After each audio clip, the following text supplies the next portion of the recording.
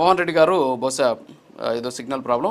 రామ్ గోపాల్ రెడ్డి గారు sir, good morning sir. So ఓవరాల్గా ఇప్పుడు చూస్తున్నాం లిఫ్ట్ ఇరిగేషన్, రాయలసీమ లిఫ్ట్ ఇరిగేషన్కి సంబంధించి ఏదైతే పట్టించుకోలేదు చంద్రబాబు నాయుడు గారి వల్ల ఇదంతా కూడా జరిగిందని చెప్పేసి నిన్న రాయలసీమ నేతలంతా కూడా కూర్చొని వైసీపీ నేతలు ఏదో మేధో మదనం చేసినటువంటి పరిస్థితి. సో ఫ్రీ క్లోజర్కి సంబంధించి డాక్యుమెంట్స్ కూడా మీరు చూశారు. దాదాపు 102 ప్రాజెక్టులని ఆపేసారు. సో 102 పనులను ఆపేసినటువంటి పరిస్థితి. మీ ప్రభుత్వం వచ్చాక ఒక 71 పనులు ఆన్ చేసినటువంటి పరిస్థితి. సో చూద్దాం మొత్తం అంటే దీనికి సంబంధించి రాయలసీమ లిఫ్ట్ ఇరిగేషన్కి సంబంధించి జరిగినటువంటి ఆ రోజు ప్రాజెక్టు స్టార్ట్ అయిన దగ్గర నుంచి ఎన్జిటి జరిమానా విధించేంత వరకు జరిగినటువంటి అన్ని పరిణామాలు, అన్ని డాక్యుమెంట్స్ సహా మనం ఈరోజు చర్చిద్దాం. సార్ ఓవరాల్ గా ఏంటి సార్ నిజంగా రాయలసీమకి ఏదో చంద్రబాబు నాయుడు గారే ద్రోహం చేశారు వైఎస్ఆర్ కాంగ్రెస్ పార్టీ వద్ద ఆలోచించవచ్చు. జగన్మోహన్ రెడ్డి గారు కానీ లేకుంటే అప్పుడుండే ప్రభుత్వం చేసిన ద్రోహం అంతా ఇంత కాదు. అంటే ఇదంతా ఎట్లుందంటే మొగుడిని కొట్టి మొగసాలకు ఎక్కినట్టుంది. ఇప్పుడు 2020 మేలో రాయలసీమ లిఫ్ట్ ఇరిగేషన్ సంబంధించి 3,800 కోట్లతో అడ్మినిస్ట్రేషన్ శాంక్షన్ ఇచ్చారు. జూలైలో టెండర్లు అయిపోయినాయి. టెండర్లు అయిపోయిన తర్వాత నెక్స్ట్ అదే ఏడాది అక్టోబర్లోనే టీఆర్ఎస్ కార్యకర్త శ్రీనివాస్ చెన్నై గ్రీన్ ట్రిబ్యునల్లో కేసు వేయడం జరిగింది. పనులు వెంటనే ఆపమని చెప్పడం జరిగింది. తర్వాత గ్రీన్ ట్రిబ్యునల్ ఏమైనా ఆదేశాలు ఇచ్చింది, మీకు దీని పర్యావరణ అనుమతులు, అదేవిధంగా కేంద్ర జలసంఘ అనుమతులు అన్ని తీసుకున్న తర్వాత ఈ ప్రాజెక్టు ముందుకు పోండి, అంతవరకు ముందుకు పోవద్దని చెప్పినా కూడా కొంత పనులు చేయడం జరిగింది. మళ్ళీ 2021లో మళ్ళీ స్పష్టమైన ఆదేశాలు ఇవ్వడం జరిగింది. మీరు పనులు చేస్తా ఉన్నట్టుంది, దయచేసి పనులు చేయవద్దు, ఎన్జిటి ఆదేశాలను అమలు చేయండి, పర్యావరణ అనుమతులు తీసుకోండి అని చెప్పినా కూడా ఒక 980 కోట్ల రూపాయలు పనులంటే ఎట్లాంటి ఈ లిఫ్ట్ ఇరిగేషన్ స్కీముల దగ్గర పంపులు మోటార్లు ఉంటాయి. అవి బ్రెజిల్కు కలకత్తాకు పోయి తీసుకొని వచ్చేసి ఆడ వారేస్తే ఇమీడియట్ గా పేమెంట్ తీసుకుంటారు. అది మంచి డబ్బులు మిగులుతాయి కాంట్రాక్టర్కు.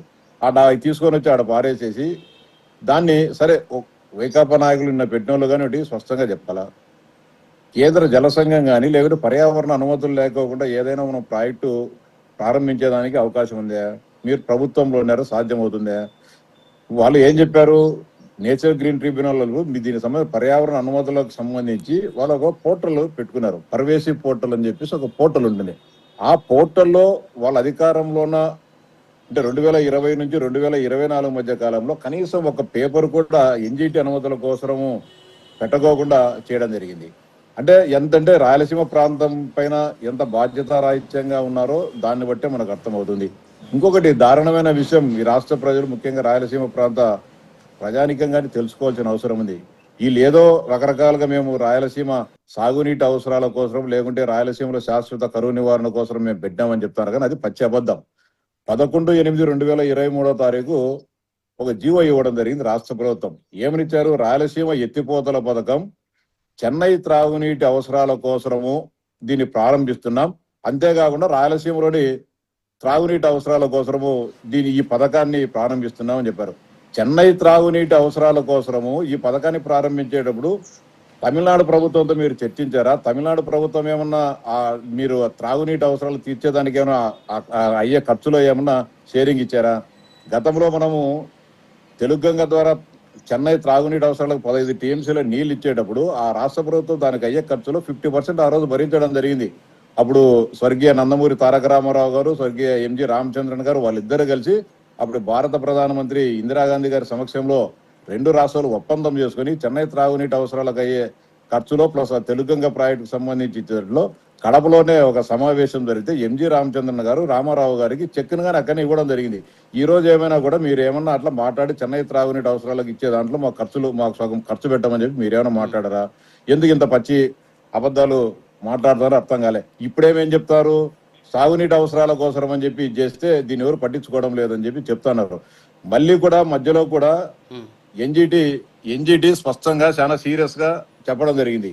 మళ్ళీ పనులు చేస్తున్నారని చెప్పి ఒక ముగ్గురి 3-man కమిటీని ఇక్కడికి సైట్ విజిట్ కోసం పంపించడం జరిగింది. పంపించేసినప్పుడు కూడా ఏం చెప్పారు వాళ్ళు, ఇక్కడ మీరు మాకు తెలియకోకుండా దొంగగా పనులు చేస్తా ఉన్నారు, వాటిని ఆపలేదని చెప్పేసి 2.5 కోట్ల రూపాయలు ఎన్జిటి జరిమానా కూడా విధించడం జరిగింది ఆంధ్రప్రదేశ్ రాష్ట్ర ప్రభుత్వానికి.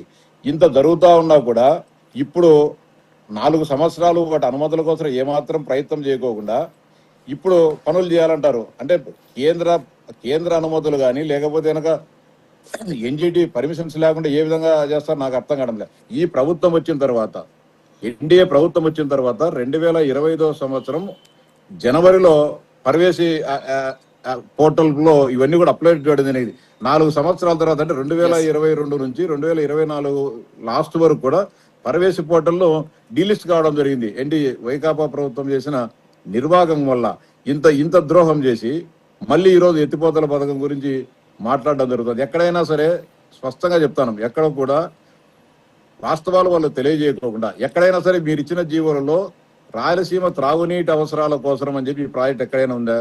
దానికంటే బ్రహ్మాండంగా ఇప్పుడు మల్యాల దగ్గర ఉన్న లిఫ్ట్ ఇరిగేషన్ దాన్ని డెవలప్ చేసి అత్యంత తక్కువ ఖర్చుతో లిఫ్ట్ వేసుకునే అవకాశం ఉన్నా కూడా కేవలం డబ్బుల మీద, కమిషన్ల మీద ఉండే యావతో ఆ రాయలసీమ ఎత్తిపోతల పథకం అని చెప్పి పెట్టడము, ఈ రోజు అదేదో ఎన్డీఏ ప్రభుత్వము దాన్ని ముందుకు తీసుకొని లేదని చెప్పి మాట్లాడుతున్నారు. ఇంకా కరెక్ట్ గానే మాట్లాడతాం.